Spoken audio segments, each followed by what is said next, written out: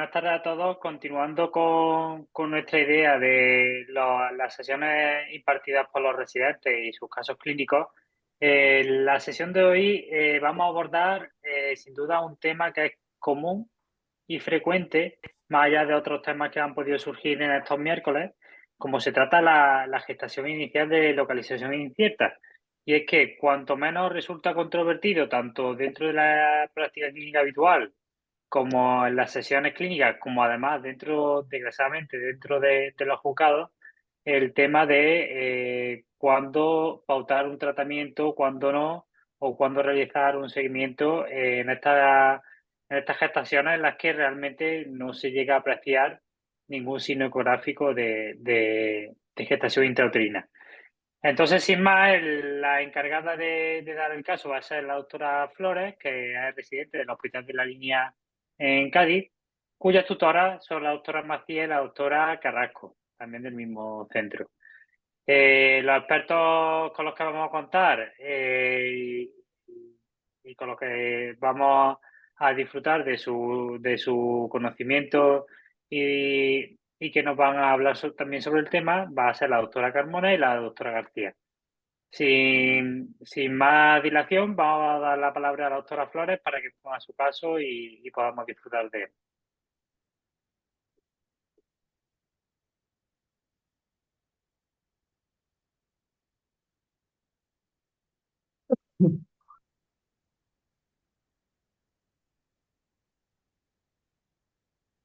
Vale, ¿se os ve bien la presentación?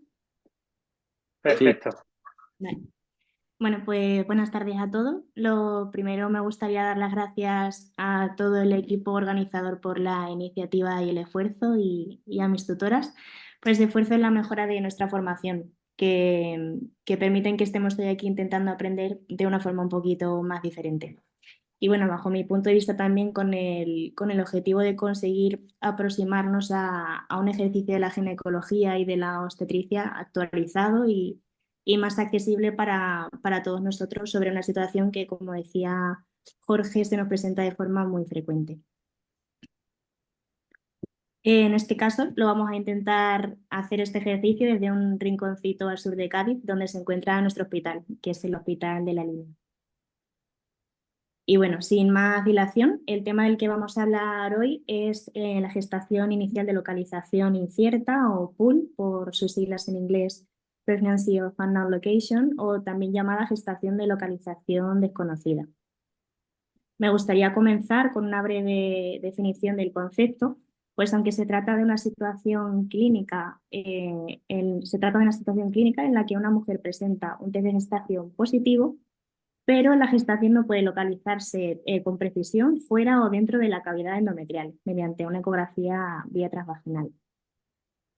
El orden que voy a seguir durante la presentación va a ser el siguiente. Comenzaremos con la exposición del caso clínico y continuaremos con el desarrollo del tema, hablando sobre los distintos diagnósticos finales en casos de GEL y las herramientas que emplearemos para llegar a este diagnóstico.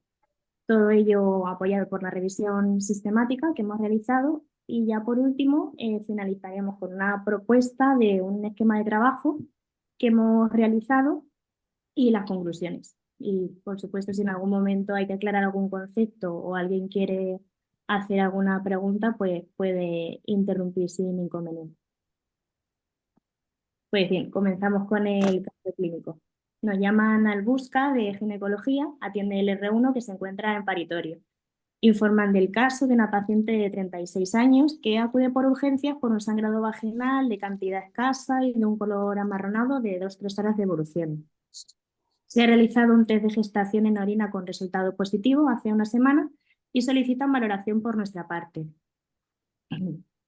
A su llegada a nuestra consulta, la paciente niega dolor u otra clínica acompañante, mantiene buen estado general, pero muestra cierta preocupación porque hace 2 años ya tuvo un aborto diferido que comenzó con una sintomatología similar.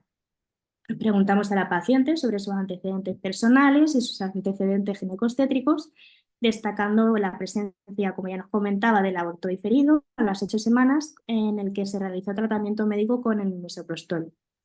Nos cuenta que sus ciclos son irregulares y la edad gestacional, según su fecha de última regla, sería unas 4 más 3 semanas. Fue portadora de DIU de cobre hace 8 meses.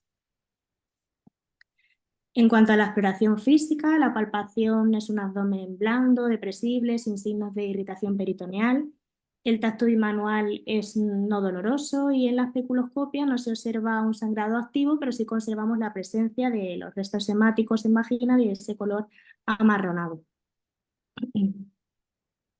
Ecográficamente observamos un útero en anteversión de tamaño y forma normales, un endometrio de unos 15 milímetros de grosor y nos llama la atención una formación de aspecto miomatoso en la cara anterior uterina intramiometrial de 56 por 42 milímetros que no contacta con la línea endometrial. Se observa además un posible saco gestacional versus pseudosaco en el fondo uterino de unos 3 milímetros de diámetro.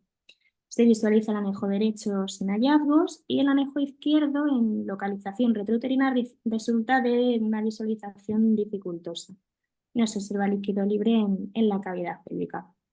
Esta exploración se revisa junto con el adjunto de guardia y se solicita una determinación de la subunidad beta de la gonadotropina coriónica. A partir de ahora hablaremos de beta, con resultado de 2487. Se explican los hallazgos a la paciente informando de que en este momento nos encontramos ante una gestación de localización incierta. Explicamos que ecográficamente no es segura la determinación de una gestación intrauterina y que una sola determinación de beta, aunque confirma su estado de gestación, no es posible conocer su localización. Planteamos entonces repetir una nueva determinación de beta en 48 horas y una nueva valoración ecográfica. Y la paciente acude 2 días después, aproximadamente a la misma hora de la última visita, y continúa asintomática. Esta segunda determinación de beta es de 4.221 y el adjunto de guardia que atiende a la paciente, distinto al de la primera visita, realiza una nueva exploración ecográfica visualizando lo mismo que en los días previos. Se vuelve a informar a la paciente y le decimos que, dados los valores de beta y la no visualización de una gestación intrauterina, es alta la sospecha de una gestación ectópica. Pero por su estabilidad clínica y hemodinámica se le ofrece repetir una determinación de beta y una nueva valoración ecográfica en 48 horas. La paciente nos dice que tiene problemas con los horarios en su trabajo, por lo que igual no puede acudir para valoración. Prefiere entonces una actitud expectante y en unos días concertar una cita con su ginecólogo privado. Entonces, bueno, se le informa de los signos y síntomas de alarma por los que debería devolver a urgencias. Finalmente, la paciente consigue hacer cambios en su trabajo y acude 56 horas después. Esta vez también va con bastante preocupación. Nos comenta que en el día anterior acudió a su ginecólogo privado y que su orientación diagnóstica era hacia una gestación ectópica. Estaría recomendada una actitud activa cuanto antes y no aporta informes. La R2 vuelve a entrevistar a la paciente incidiendo en la presencia o ausencia de dolor abdominal y la paciente esta vez afirma que siente un dolor de intensidad leve moderada en la fosa ilíaca izquierda de unas 24 horas de evolución. Solicitamos una nueva determinación de beta con resultado de 7.411.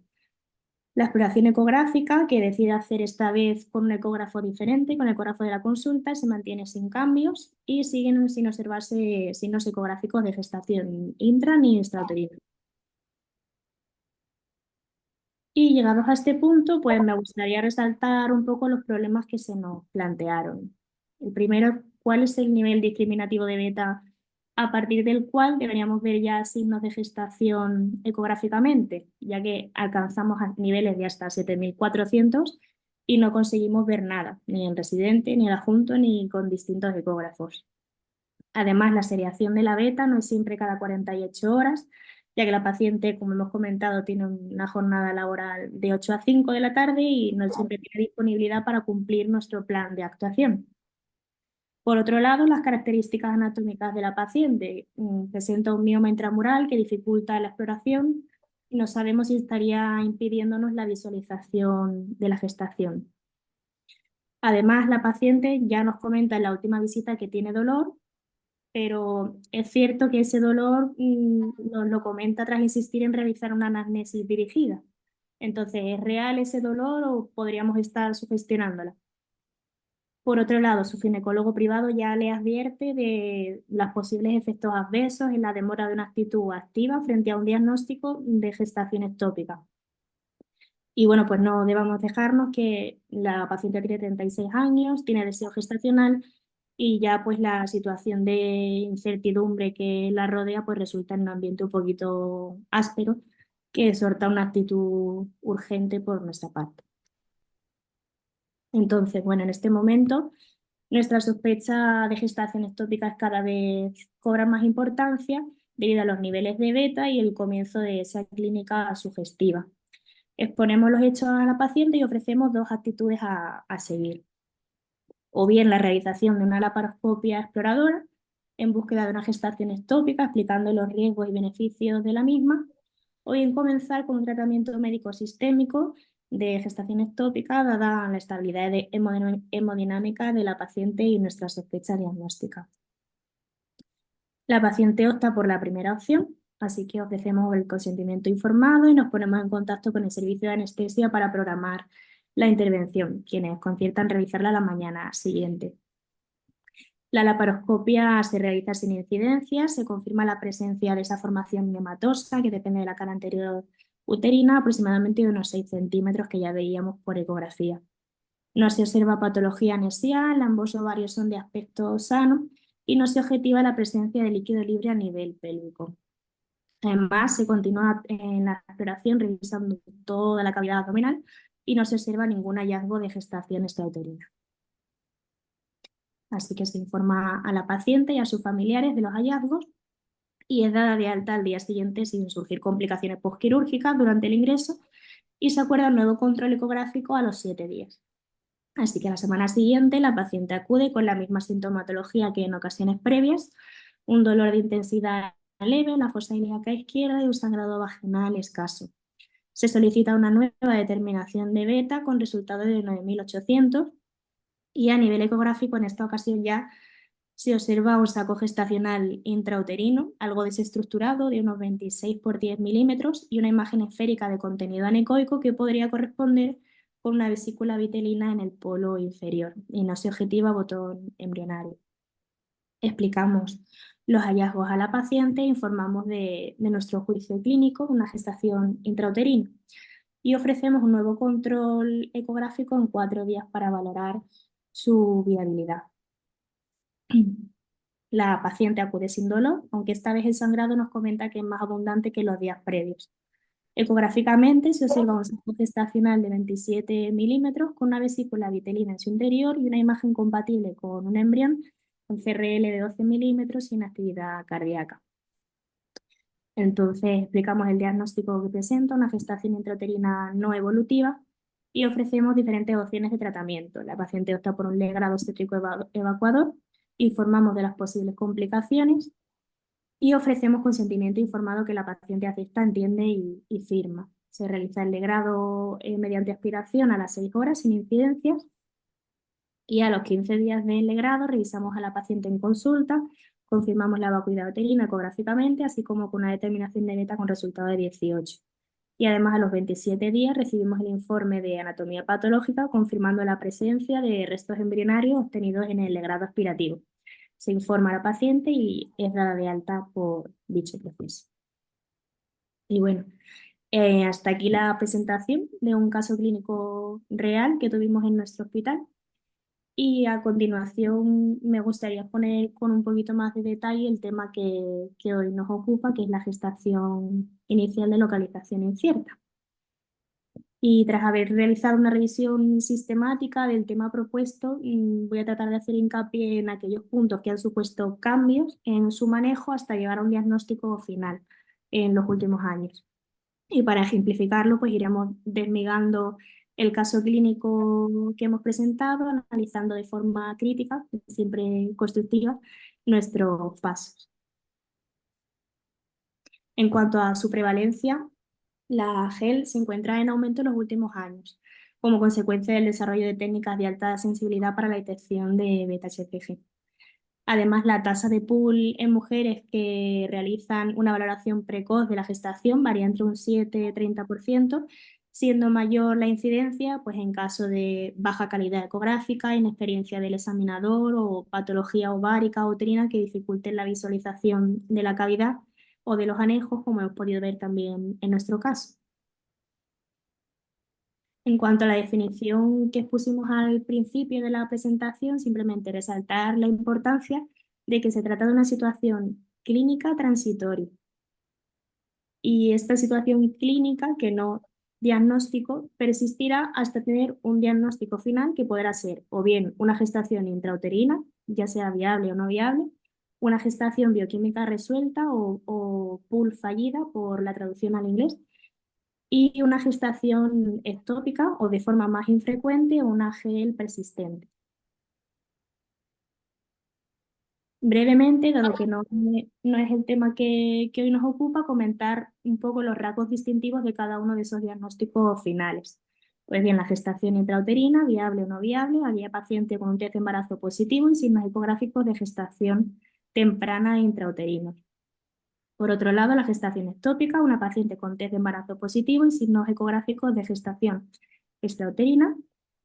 La gestación bioquímica resuelta, paciente con test de embarazo positivo, con niveles de beta en descenso hasta negativizarse sin llegar a visualizar signos ecográficos de gestación temprana ni intra ni extrauterina. Y por último, de forma mucho más infrecuente, la GEL persistente, una paciente que presenta niveles de beta que permanecen estables en meseta, pudiendo descender de manera espontánea tras ejecución uterina o tras tratamiento con metotrexato. Aquí podemos ver algunos de los signos ecográficos que podríamos encontrar en una gestación intrauterina temprana, como la presencia de la vesícula gestacional, la vesícula vitelina, el signo del doble anillo, a diferencia de una gestación bioquímica resuelta, donde por definición no los observaremos. Y en el caso de la gestación ectópica, pues podríamos encontrar algunos signos como el blossing o el pseudosaco a nivel endometrial. Pero como siempre en medicina nada es 2 más 2. Así que bueno, me gustaría hacer mención a algunos casos informados de las gestaciones que fueron inicialmente de localización desconocida. Por ejemplo, en este artículo, publicado por el Hospital de Matsumoto, Japón, describe casos de PUL en los que finalmente se encontró una mola hidatidiforme. Y del mismo modo, también recordar que aunque de forma mucho más infrecuente, debemos tener en cuenta la presencia de gestaciones tópicas de localización inusual, ya sea a nivel de bazo, intestino, hígado. Por ejemplo, en nuestro caso nos encontramos en una posición aventajada, ya que la laparoscopia y la residente que acaba de hacer un curso de gestaciones tópicas nos facilitó la búsqueda de una gestación ectópica no solo a nivel pélvico, sino también a nivel abdominal. Revisamos toda la cavidad. Y el artículo que presento en la diapositiva es un estudio que recoge hasta un total de 115 casos de gestaciones ectópicas de localización inusual entre 2017 y 2019. Describen los síntomas de presentación más comunes según la localización, el manejo diagnóstico y terapéutico que se llevó a cabo con ellos, a modo de curiosidad. Y ahora bien, ¿cuáles son las herramientas de las que disponemos para llegar a ese diagnóstico final? Pues estas van a ser la anamnesis, la exploración física, la ecografía y los marcadores séricos. Estos últimos van a ser los protagonistas de los modelos de predicción, de los que más tarde vamos a hablar en profundidad. Bueno, pues respecto a la anamnesis, su importancia va a residir en la recopilación de factores de riesgo de gestación ectópica, como los que se muestran en la diapositiva, pues pacientes con antecedentes de gestación ectópica, antecedentes de cirugía tubárica o enfermedad pélvica inflamatoria, entre otros. Y también decir que en cuanto a la anamnesis, mencionar estos dos artículos. El primero, a mano izquierda de la pantalla, se trata de un artículo publicado en la Universidad de Medicina de Pensilvania, en el que se propone un algoritmo de actuación en el manejo de una PUL en base al deseo de gestación de la paciente, que va a ser evaluado en la primera consulta. De tal modo que para las pacientes con un embarazo no deseado, se optará por ofrecer un manejo activo, como por ejemplo la aspiración uterina mediante el grado, permitiendo un diagnóstico así clínico rápido y la resolución del cuadro en caso de una gestación intrauterina. Y alternativamente, para mujeres con un embarazo deseado o para aquellas que son ambivalentes, pues se optará por un manejo conservador y cuidadoso. Nos ha parecido relevante su mención, ya que también, como en muchas otras patologías, en los casos de PUL, pues sería conveniente individualizar la toma de decisiones de forma consensuada con la paciente. Y bueno, en el segundo artículo, el que se encuentra a mano derecha de la pantalla, realizan una evaluación externa de los diferentes modelos de predicción en casos de PUL. Y simplemente mencionar un poco a modo de spoiler que aquellos modelos en los que esté incluido como variable predictora la progesterona, debemos tener en cuenta que no sean pacientes que ya hayan estado tomando suplementos de progesterona. Por ejemplo, una práctica común sería en aquellas mujeres que han sido sometidas a técnicas de reproducción asistida, muchas de ellas vienen tomando la progesterona. Por tanto, sería un dato importante a recoger en la historia clínica de la paciente. En cuanto a la exploración física, pues bueno, si revisamos protocolos como los del Hospital Clínic de Barcelona, recomiendan realizar una exploración en la que se valore y especifican la metrorragia y la dilatación cervical. Sin embargo, en este artículo que os presento, en el que fueron incluidas 376 mujeres con PUL, se analiza la utilidad diagnóstica que podría aportar la información clínica o los síntomas mediante un modelo de regresión para llegar a ese diagnóstico final. Ese modelo recibe el nombre, como pongo ahí, M5, y a diferencia de su modelo antecesor, el modelo M4, este sí que incluye eso como variable, la sintomatología o información clínica de la paciente. Y el estudio concluye que al comparar ambos modelos, pues dicen que la clínica realmente no mejora los resultados de predicción del modelo matemático ya existente en ese momento, el M4. Bueno, y otra de las herramientas principales para llegar a nuestro anhelado diagnóstico final va a ser la ecografía. Debe realizarse una valoración detallada vía transvaginal y cuando la vía se va a incorporar la vía transabdominal cuando la ecografía transvaginal no sea concluyente. Idealmente hay que tratar de identificar en su totalidad ambos trayectos tubáricos y es recomendable una descripción detallada de la exploración con el fin de valorar posibles cambios al realizar ecografías seriadas que orienten tanto a una gestación intrauterina como extrauterina, también teniendo muchas veces en cuenta que no va a ser siempre el mismo explorador. Y por otro lado, el grosor endometrial ha generado cambios y controversias en Una, cuanto a su utilidad diagnóstica. pelota de pelo tuya. A lo largo de los últimos años, el grosor endometrial. ¿Qué ha pasado con ese grosor endometrial y esa controversia? Pues en 2018, por ejemplo, la ISUOC publica un estudio en el que incluyen 591 pacientes que presentaban sangrado vaginal y diagnóstico de PUL.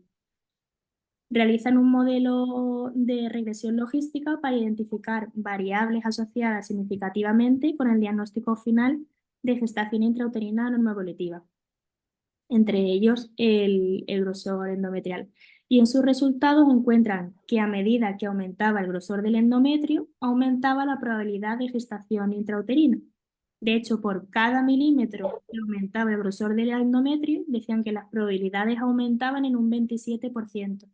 Y además, ninguna gestación intrauterina tuvo un espesor endometrial menor de 8 milímetros.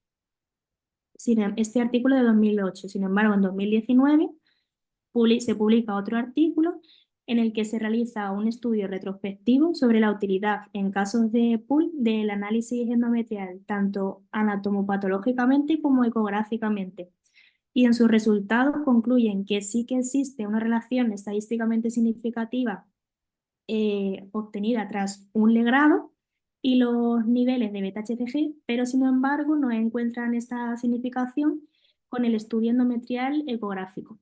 Luego podemos esperar que la variabilidad interobservador y la experiencia del examinador en una exploración ecográfica pues puede alterar los resultados a la hora de introducirse como una variable en un modelo matemático de predicción. Y por último, en esta diapositiva os presento un artículo del equipo de Zimmermann, del que más tarde también hablaremos por su relevancia. Se trata de un metaanálisis que incluye hasta 43 estudios, en el que fueron incluidas más de 23.000 mujeres con PUL. El objetivo fue comparar todos los protocolos publicados sobre el manejo de PUL, comparando el rendimiento de los diferentes parámetros en la estratificación del riesgo, con el fin de unificar su manejo por parte de todos los profesionales. Y uno de los parámetros que analizaron fue el grosor endometrial, evaluado hasta en 5 de los estudios que estaban incluidos. Y de este marcador no se han podido extraer aún conclusiones acerca de su precisión como herramienta diagnóstica, publican. Si bien dicen los autores que patrones trilaminares pueden orientar más el diagnóstico hacia una gestación ectópica o gestaciones bioquímicas resueltas, mientras que endometrios engrosados y perecogénicos tienen más prevalencia entre los casos de gestación intrauterina, pero no se ha llegado a alcanzar una significación estadística. Y por último, nuestra última herramienta diagnóstica, los marcadores séricos. En primer lugar, hablaremos de la progesterona. Los niveles séricos de progesterona son buenos indicadores de viabilidad de la gestación, pero no así de localización de la gestación. Esto es importante. Y aunque quizás la progesterona sea menos conocida en la práctica clínica diaria, pues también existen niveles de corte descritos para la orientación diagnóstica de los casos de PUL. Diversos autores clasifican como gestaciones no viables aquellos en los que los niveles de progesterona inicial se encuentran por debajo de 5 o 10. En este artículo, también del grupo de Timmerman y Bodiwala, analizan la progesterona como variable predictora de gestación intrauterina, de embarazo ectópico, de gestación bioquímica resuelta.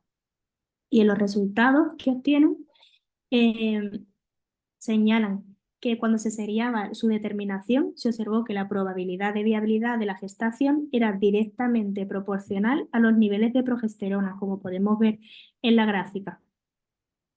Ahora bien, ¿dónde se establece el punto de corte a partir del cual nos puede orientar la viabilidad de la gestación? Pues en este estudio, por ejemplo, no se observó ninguna gestación intrauterina viable con niveles de progesterona por debajo de 2, ningún caso. Y con niveles de por debajo de 10, la probabilidad de viabilidad fue de un 0,2%, pero no pudieron descartarse con certeza. Y en la tabla de la derecha observamos como con una N de más de 2.000 pacientes, hasta niveles de 5, no se analizaron cambios realmente en la proporción de casos detectados de gestaciones intrauterinas viables. Pero no obstante, no debemos dejar de recordar que estos datos al final reflejan el comportamiento de una población específica, que tampoco deben generalizarse. Y en el anterior artículo que mencionamos en el análisis, si analizamos esa tabla con niveles de corte de 10, contaríamos con una buena variable predictora de viabilidad. Y ahora sí, vamos a hablar del marcador sérico más ampliamente conocido en los casos de PUL, la beta. En primer lugar, ¿cuál va a ser el punto de corte a partir del cual debemos identificar signos ecográficos de gestación intrauterina? Pues bien, resulta una pregunta que actualmente aún se encuentra sin respuesta. La mayor parte de autores fijan estos niveles entre 1.500 y 2.000. Sin embargo, hay publicadas gestaciones intrauterinas con actividad cardíaca positiva en casos que comenzaron con niveles iniciales por encima de 2.000 y no visualización de gestación en ese momento. Por tanto, es importante no basar la decisión de una única determinación de beta en una primera visita. Y por otro lado, para poder establecer un punto de corte, se ha estudiado de forma extendida su patrón de evolución, al seriar su determinación cada 48 horas. Ejercicio que aún hoy se realiza de forma extendida en nuestra práctica diaria para la toma de decisiones en caso de PUL. Pero ¿cuántas determinaciones tenemos que hacer? ¿Cuántas visitas supuso para la paciente de nuestro caso, por ejemplo? Pues como podemos observar en esta diapositiva, el rango de aumento o de descenso de la beta según la viabilidad de la gestación es bastante amplio y por tanto impreciso, debiendo además tener en cuenta que el aumento de la beta va a diferir según su concentración inicial. En este gráfico, por ejemplo, podemos ver cómo la viabilidad de una gestación no es directamente proporcional a la concentración inicial de beta, por lo que ningún punto de corte va a descartar con fiabilidad su existencia. Y en el estudio anterior que anteriormente mencionamos también, si atendemos a los resultados, observamos que no se consiguió establecer ningún punto de corte único para descartar con certeza una gestación intrauterina viable. Y en la tabla de la derecha podemos ver cómo aún con niveles superiores a 5.000 existía una proporción que no es desdeñable de casos de gestación intrauterina viable. Bueno, en segundo lugar, hablaremos de la ratio o el cociente de beta. Su determinación ha sido ampliamente estudiada e incorporada en diferentes protocolos de actuación para el manejo de los casos de pool, siendo los puntos de corte establecidos los que se presentan en la diapositiva. Menor a 0,87 indica probable gestación bioquímica resuelta, entre 0,87 y 1,66 alto riesgo de gestación ectópica y mayor a 1,66 indica probable gestación intrauterina evolutiva.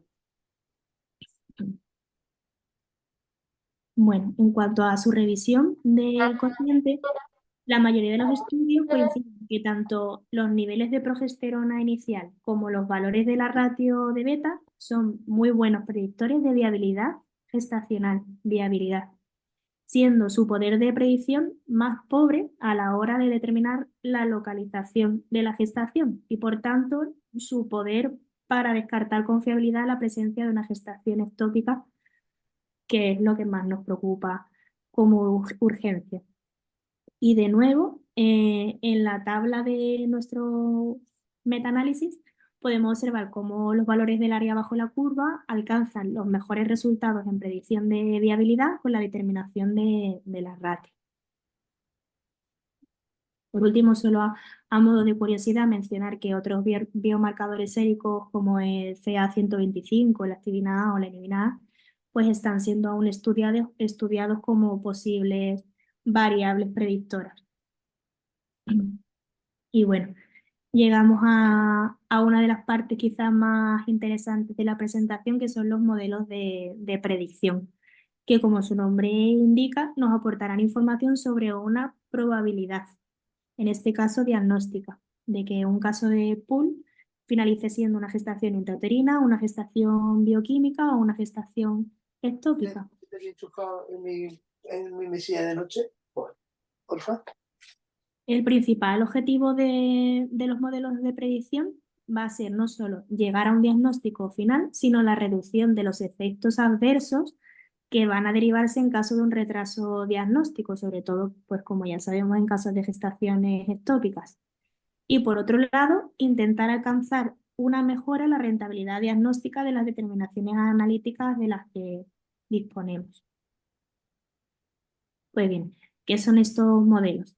Se trata de modelos matemáticos que utilizan, sin entrar en detalle, diferentes modelos de regresión logística para predecir los resultados finales de pool. Y a lo largo de los años se han ido realizando modificaciones tanto en sus fórmulas como en las variables categóricas incluidas en ellos con el objetivo de mejorar el grado de validez diagnóstica. Y aunque quizás no estén empleados de forma extendida en nuestro día a día, como podemos ver, llevan con nosotros en realidad desde el 2004. Y bueno, ¿qué nos dice la evidencia de estos modelos?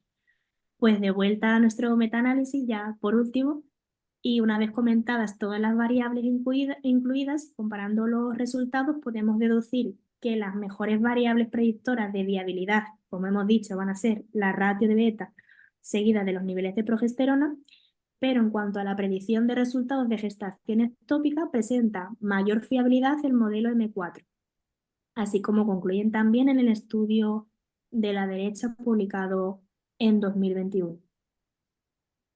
Y por último, mencionar brevemente estos 3 artículos que son basados también en estudios de validación multicéntricos, en los que obtienen como resultado una mejora en la precisión diagnóstica del modelo M6 respecto a su antecesor, el M4. Y por supuesto, en 2024 no tenemos que ponernos a despejar fórmulas matemáticas, pues tenemos al alcance ambos modelos de predicción a tan solo un clic. Si quieren, pueden escanear los códigos QR, que os va a llevar directamente a la página donde se encuentran disponibles las tablas Excel que realizan el cálculo automáticamente. Y bueno, por centrarnos un poquito de nuevo en nuestro caso, si atendemos a nuestros resultados después de haber revisado la bibliografía, ¿qué es lo que podemos deducir? Pues bueno, en cuanto al nivel discriminativo de la beta, no fue hasta alcanzar cifras de 9.800 cuando se observaron signos ecográficos de gestación intrauterina. Luego parece obvio que establecer un punto de corte en 2000 para indicar un manejo activo pues no sería la actitud más adecuada. Además, si observamos la evolución de la cuantificación de la beta cada 48 horas, observamos que teniendo en cuenta una beta inicial entre 1.500 y 3.000, los aumentos posteriores han sido superiores al 40%, lo que según la bibliografía, aunque con baja calidad de evidencia, podría orientarnos ya hacia un diagnóstico de gestación viable. Por otro lado, el valor obtenido de la ratio de beta en nuestro caso fue de 1,69, valor que, como veíamos antes, indicaría probabilidad de gestación intrauterina evolutiva. ¿Y qué información nos hubieran aportado los modelos? Pues el modelo M4 habría estimado una probabilidad de gestación intrauterina del 78%, del 0,2 para gestación bioquímica y del 21% para gestación ectópica. Este riesgo, el de gestación ectópica, al encontrarse por encima del 5%, automáticamente la aplicación clasifica a la paciente dentro de un grupo de alto riesgo de gestación ectópica. Y por otro lado, los resultados obtenidos con el modelo M6, como podemos ver, fueron similares a los del M4. La mayor probabilidad diagnóstica también fue para la gestación intrauterina, con un 82%, y el riesgo estimado de gestación ectópica fue de un 14,7%, por lo que también, al ser superior al 5%, la clasifica a nuestra paciente dentro del grupo de alto riesgo. Y llegados a este punto, pues quizás nos preguntemos niveles de progesterona, ratio de beta, modelos M4, M6, ¿qué es lo que debemos utilizar? Pues la respuesta es depende. Depende de la pregunta que nos hagamos cuando nos encontremos con casos de PUL. Si la pregunta es, ¿se trata de una gestación viable? Las herramientas de mayor utilidad van a ser la ratio de beta y los niveles de progesterona. Pero si la pregunta es ¿qué probabilidad tiene de ser una gestación ectópica? Los resultados con mayor fiabilidad han sido los obtenidos con el modelo M6. Pues bien, los últimos estudios abogan por una combinación de una variable predictora útil para la determinación de la viabilidad en casos de PUL, como los niveles de progesterona, y en un segundo tiempo, en aquellos casos en los que se confirme la viabilidad, la aplicación de un modelo matemático como el M6. Y es así como nace el modelo Two-Step. Aquí podemos ver el algoritmo de actuación propuesto mediante este modelo, en el que en la primera visita se solicitarían niveles de progesterona y de beta. Si la progesterona es menor de 2, habría una alta probabilidad de gestación bioquímica o PUL fallida, y en estos casos se indicaría la realización de un test de gestación en orina a las 2 semanas para confirmar el resultado negativo. En caso de niveles de progesterona superiores a 2, se volvería a realizar una determinación de la beta a las 48 horas y se introducirían estos datos en el modelo M6 para la estimación del riesgo de gestación ectópica.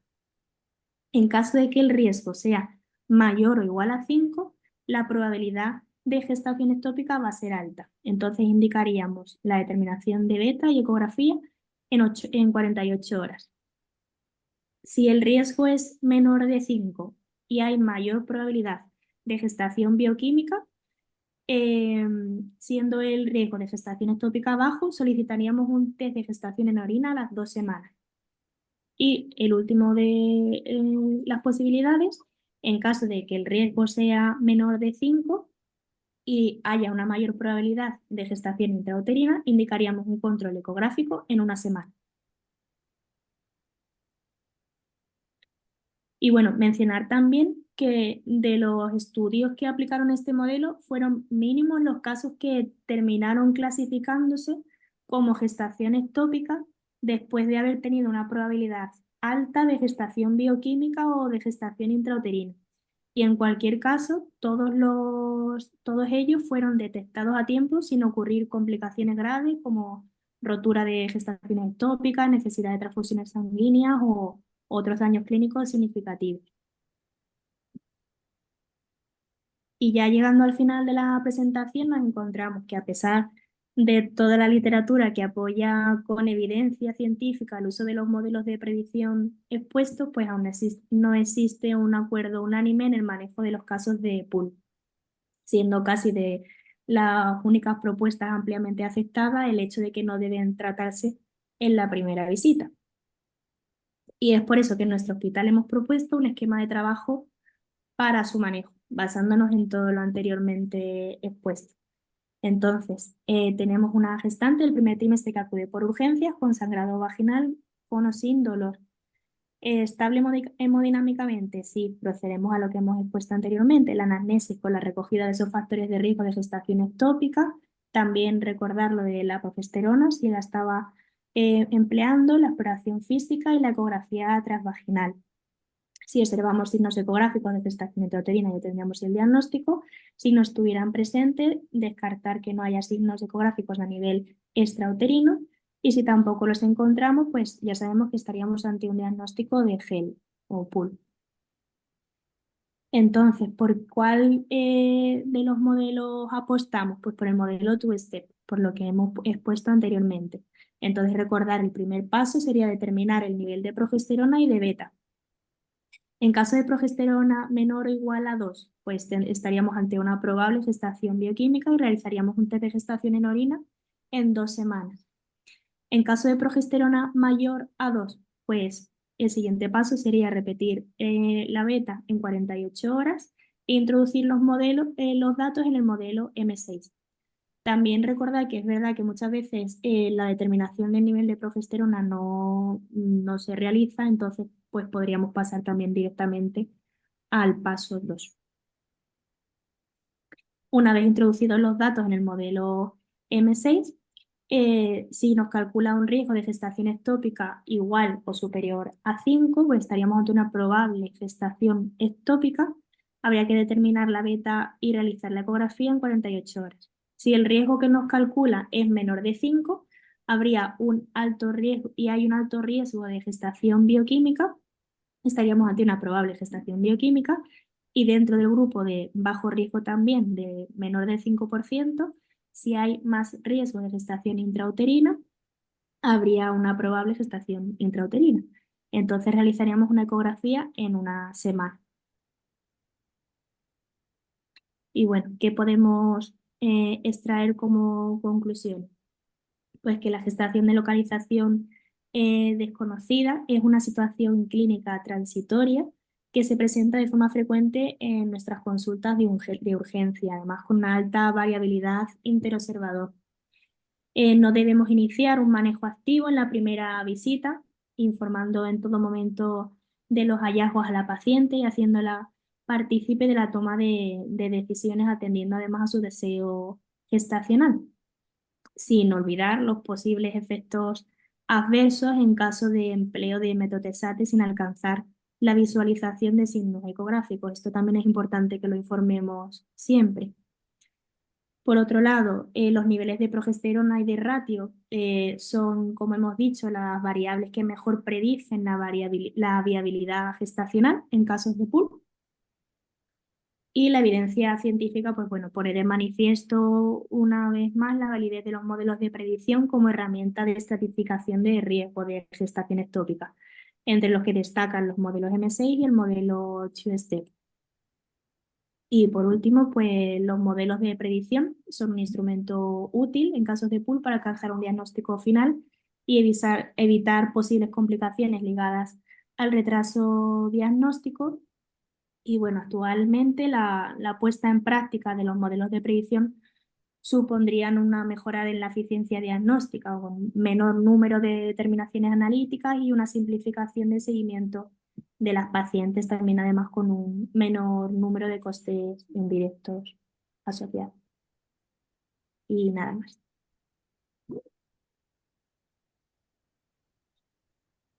No sé si hay alguna pregunta en el chat.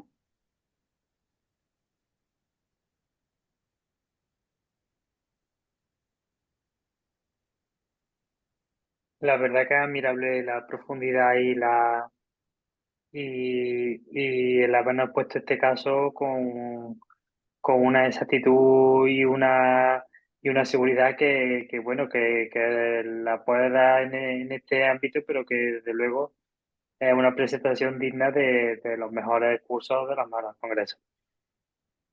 No sé si existe alguna pregunta por parte de los asistentes o bien por parte de los expertos, algo que haya quedado en el tintero. Pues yo unirme también a la felicitación a la doctora Flores, lo ha hecho estupendo. Yo había mirado el caso antes y me ha parecido que lo ha hecho bastante bien. Y también decía la organización que estos casos pues son interesantes, son casos o patologías que son frecuentes y que nos pueden hacer aprender a todos. Yo me he quedado, vamos, impresionada con los modelos de predicción, creo que puede ser algo de gran utilidad, pero quería remarcar una cosa. También no nos podemos olvidar de hacer una buena anamnesis siempre. Yo uso, no sé si es una tontería, pero siempre me ha sido útil. Cuando no tengo claro, son reglas irregulares, no tengo claro de la datación, me baso, siempre le pregunto a la paciente cuándo fue el test de gestación positivo, porque el test de gestación es positivo a las 3 semanas, a la semana de la fecundación. Entonces, de ahí ya, por muy regular que sea la regla, ya empiezo a contar. Ya sé que si hace 4 semanas que fue positivo, pues 4 más 3 son 7. Es raro que ya no se vea nada intraútero, ya empiezo un poco a sospechar. Y luego también sí que había hablado de la ecografía. Muchas veces metemos en la ecografía transvaginal, ¿no? Y la sonda, y nos vamos directamente a la cavidad y a los anejos, pero nos olvidamos a veces del cuello, de ver con detalle el cervix. Y bueno, aunque a una localización más incierta, también puede estar la gestación no conocida ahí. Entonces, bueno, pues aunque es más infrecuente, también no olvidarnos de mirar el cervix en la ecografía. Y, y bueno, y que sí que estoy de acuerdo con vosotros que nunca tratar de inicio con una sola determinación y ser muy cautos en la administración del metrotexate. Todos hemos tenido, bueno, al menos en nuestro caso, si ha sido así, algún caso con un mal desenlace porque antes teníamos mucha manga ancha para el metrotexate y en cuanto nos salían 2 valores en ascenso, lo poníamos y nos hemos encontrado alguna que otra gestación que era evolutiva que ha pasado a ser un aborto retenido. Entonces, pues ser cautos con esto y desde luego estas nuevas herramientas de añadir la progesterona y estos modelos pues nos pueden ser útiles para diagnóstico diferencial. Y bueno, creo que nada más. Sí, yo recalcaba el dato del cervix, ¿no? Tanto en el cervix como en el caso de las gestaciones que se sitúan en el limbo, en el limbocele, que se puede producir después de una cicatriz uterina previa, que también dan lugar a elevaciones irregulares de lo que es la beta y muchas veces incluso a falsas imágenes que pueden resultar un embarazo totalmente intrauterino y que dentro del mismo cele haya ahí una imagen de pseudovesículo y tal y que nos hagan dudar respecto al diagnóstico de si se trata de un intrauterino evolutivo normal o sobre cicatriz uterina previa. Igual pasa con los cornuales, ¿no? Que muchas veces nos puede parecer un ectópico cornual por ecografía y que después, conforme los dejamos evolucionar, se trate de un embarazo intrauterino evolutivo normal, sin otra repercusión. Entonces, como al final la cautela en estos casos generalmente terminan por dar la razón en un sentido u en otro. Estoy de acuerdo, nos da miedo que se pueda romper y tener bueno, una emergencia, pero si la paciente está estable, hay veces que se debe ser un poco prudente. Y si tenemos herramientas que nos ayuden a asumir esta prudencia con más seguridad, pues mejor. Sí, porque puede resultar muy absurdo, pero a mí me gusta dentro de la anamnesia en estos casos preguntar, ¿usted dónde vive? Porque claro, no es lo Sí, mismo que el hospital esté enfrente que esté a una hora de coche por carretera de, ese- de segunda línea, ¿no? Entonces, pues yo creo que es algo en estos casos a tener en cuenta, porque puesto a llegar a una situación de emergencia, puede resultar determinante a la hora de esta paciente, ¿cómo la seguimos? ¿De forma ambulatoria? ¿La ingresamos para monitorización? ¿O qué le damos? ¿2 días? ¿4? ¿5 de evolución? No sabemos muchas veces, ¿no? pues sí, la progesterona también me ha parecido algo de utilidad y es verdad que no, al menos en nuestro caso, no la pedimos de rutina. Muy bien. ¿Puedo intervenir? Sí. Sí. Tiene la palabra, sí, desde luego. Bueno, en primer lugar quiero felicitar a la doctora, me ha parecido un trabajo espléndido y bueno, yo he aprendido mucho, así que muchísimas gracias. Eh, Has abordado un problema prevalente, todos los que ya vamos teniendo experiencia hemos tenido casos parecidos, además es un problema angustiante tanto para la paciente como para el médico que trata, ¿no? Así que enhorabuena. La exposición fantástica. Yo te animaría incluso, ya que has hecho una revisión sistemática, que te animaras a publicarla, a publicar esa revisión. Ahora sí, sí que te voy a dar un pequeño consejo. Como has hecho una revisión sistemática, pues yo creo que la presentación habría ganado si le hubieras puesto una diapositiva en la que hubieras puesto la estrategia de búsqueda, los artículos que has ido seleccionando y con los artículos que te has quedado al final. Te lo digo porque si te animas a publicarlo, cosa que nuevamente te insisto que me parecería muy bien que lo hiciera, pues que sepas que te lo van a pedir, que te van a pedir esa estrategia de la revisión sistemática, ¿de acuerdo? Vale. Y nada más, yo no he utilizado nunca los modelos M6. ¿Cómo de accesibles son, Isabel? ¿Cómo son de accesibles? ¿Son fáciles de acceder? ¿Son...?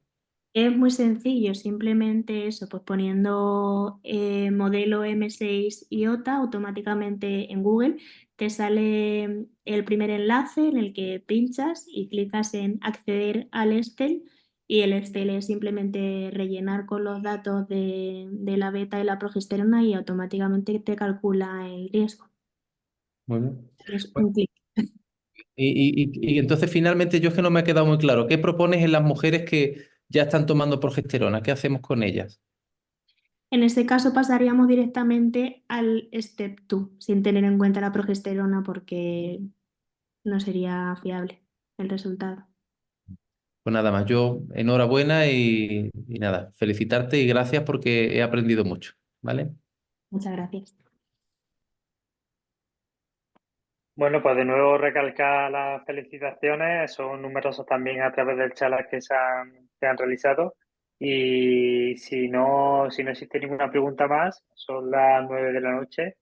Llevamos aquí una hora debatiendo sobre un Jorge, tema que perdona, podría dar. Sí, Jorge, yo me gustaría dime, hacerle Antonio. Sí. primero felicitar a la ponente, me ha parecido una revisión maravillosa. No es tan fácil engancharse al MC, bueno, al MC no lo he intentado nunca, el M4 sí lo he intentado, y no es tan fácil entrar, pero bueno, no sé si el MC habrá mejorado, pero en el M4 es complicadillo entrar.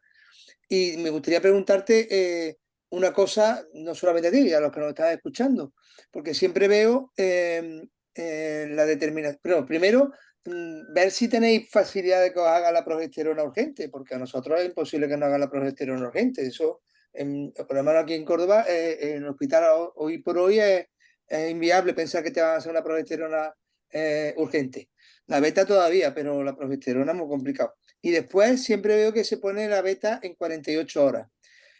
Hay muchos trabajos ya que te hablan de esperar 72 horas en las que el porcentaje de mujeres que duplican el valor de beta es muchísimo mayor y que nos descartan muchísimas mujeres de embarazo de localización incierta por esos valores de beta que han aumentado en el último día. Entonces, no sé si has encontrado algo de retrasar la determinación de la beta a 72 horas. O sea, hombre, aquellas mujeres que están estables y que podemos pararnos a hacer un trabajo con ellas de ese tipo. Sí. Bueno, respecto a la primera pregunta, en nuestro hospital tampoco tenemos posibilidad de la determinación de la progesterona urgente, aunque es cierto que tampoco es tanta la diferencia en el tiempo de obtener el resultado de la beta y la progesterona, aproximadamente una media de 1 hora y media para la beta y de 2 horas para la progesterona, así que creo que no es una diferencia de tiempo significativa. Y luego respecto a la segunda pregunta, en cuanto a ampliar un poco, ¿no?, el tiempo de una nueva determinación de beta, efectivamente la mayoría de los estudios también incluyen resultados de hasta 72 horas, pero teniendo en cuenta también la estabilidad clínica de la paciente, la mayoría al final abogan por determinarla a las 48 horas con el fin de evitar posibles efectos adversos y no, además no modifica la estratificación del riesgo, el prolongar un poco más la determinación hasta las 72 horas. No Vale. sé si he respondido a su pregunta. Sí, sí, sí. Vale. Lo que pasa es que ya te digo que muchas veces yo pienso que si yo retraso un poco la segunda determinación de la beta, a lo mejor tengo más datos para poder llegar a un diagnóstico más certero. No, no siempre, por supuesto. Habrá pacientes en las que no se puede hacer con una determinación solo y habrá que repetirlo otra vez. Pero vamos, yo creo que se puede intentar retrasar un poco, que siempre ponemos las 48 horas como límite, retrasar un poco a las 72 horas. Por lo demás, y bueno, lo de la progesterona, ya te digo que en nuestro hospital sería una determinación. Si la paciente llega por la tarde, tendría que sacarse la progesterona al día siguiente o mandarla al laboratorio el día siguiente, tendríamos el resultado con un día de diferencia. Aunque sería interesante. Yo de todas formas, vamos, ya te digo que me gusta muchísimo tu presentación, me ha gustado muchísimo cómo lo has puesto y te doy mi enhorabuena de nuevo, ¿eh? Muchas gracias. Muy bien, Antonio, sobre todo recalcar eso, ¿no? Porque alrededor de un tercio de las pacientes no van a duplicar en las 48 siguientes horas. Igual pasa al contrario, que en caso de gestaciones ectópicas situadas, ya lo hemos nombrado, en el cuerno, o aquellas que afectan más a lo que es el mesosalping o a la muscular, esas pueden variar mucho la forma en la que asciende la beta. Entonces, siempre tener en cuenta y bueno, si no hay prisa, pues 48, 72 horas y más cuando muchas veces hablamos incluso de diferentes laboratorios, ¿no? Porque a los pacientes se lo está siguiendo en distintos hospitales, pues siempre tener en consideración esas pequeñas variaciones que pueden existir, especialmente cuando hablamos de betas tan, entre comillas, tan bajas, ¿no? Es importante también determinar, si me permite, una cosa que has dicho, que me gusta mucho que lo hayas dicho, ¿no? Que es hasta qué punto la paciente quiere seguir adelante con su embarazo, hasta qué punto es deseable ese embarazo, ¿no? Porque te permite trabajar de otra forma, no sé, te permite arriesgarte más a la hora de poner un metotrexate, como estaba comentando antes, ¿no? Ujú. Porque claro, un embarazo no deseado en el que tiene una localización incierta, que tiene dudas, bueno, pues el metotrexate no sería una cosa descabellada usarlo pronto. Es importante porque además no se suele preguntar a la paciente si el embarazo es deseado, si es un embarazo que no es deseado y yo creo que es una cosa en la anamnesis muy importante de recalcar. Ujú. Por mí ya termino y ya os dejo. Estupendo. Bueno, pues tengo que recargar las gracias a la doctora Flores y, y bueno, nos vemos en la próxima sesión de residentes el próximo miércoles.